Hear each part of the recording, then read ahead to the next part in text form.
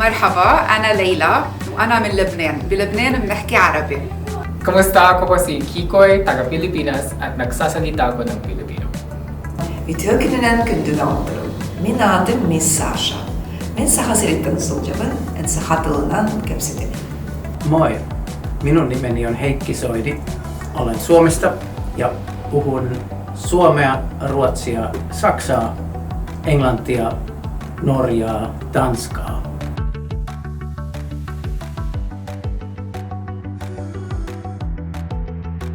If you want to say good morning, it's not as plain and simple as good morning. It can be صباح الخير, صباح النور, يا هلا, like نوريت. So there are so many words people use to show that they are saying good morning in a very warm way.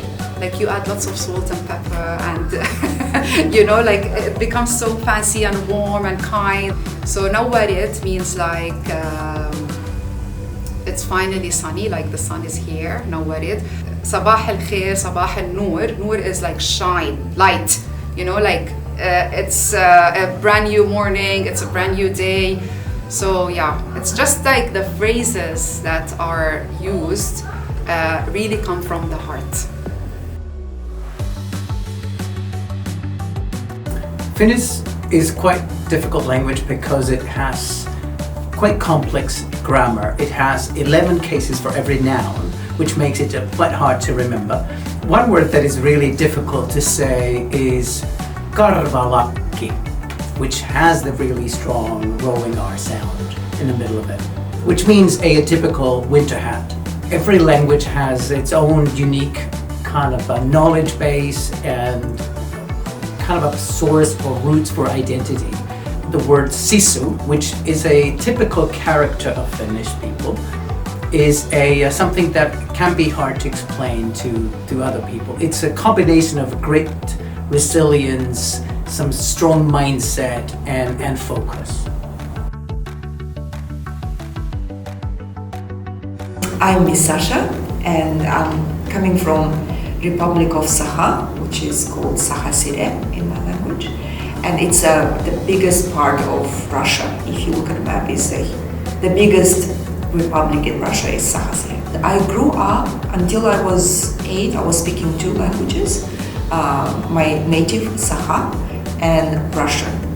And Sakha language is a family of Turk languages. So comparing to Russian language, Russian language has 33 letters, our language has 40 letters.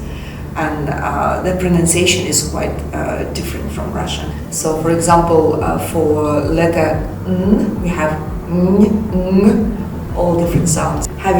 Knowing another language or 2 languages, I couldn't decide which one is more important. However, I thought these 2 are very important for me.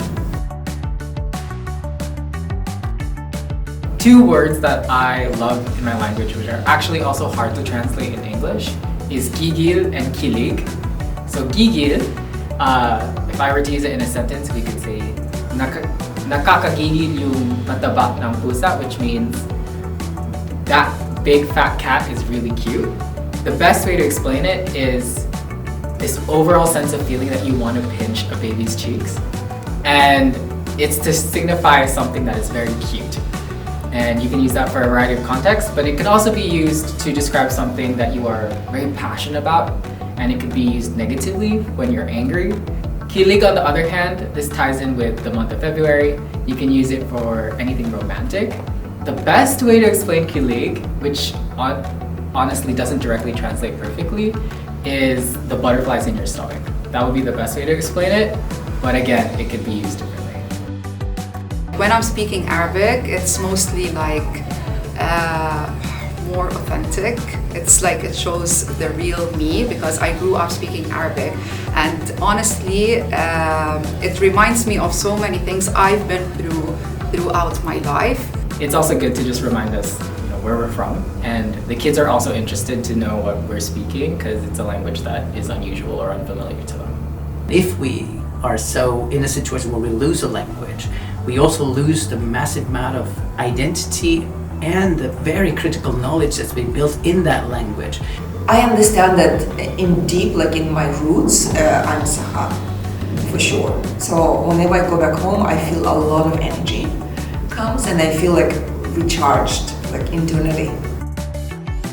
Hanggang sa muli. I think الله معك حبيبي انتبه على حالك ويعطيك العافية Toivotan teille kaikille mukavaa päivää.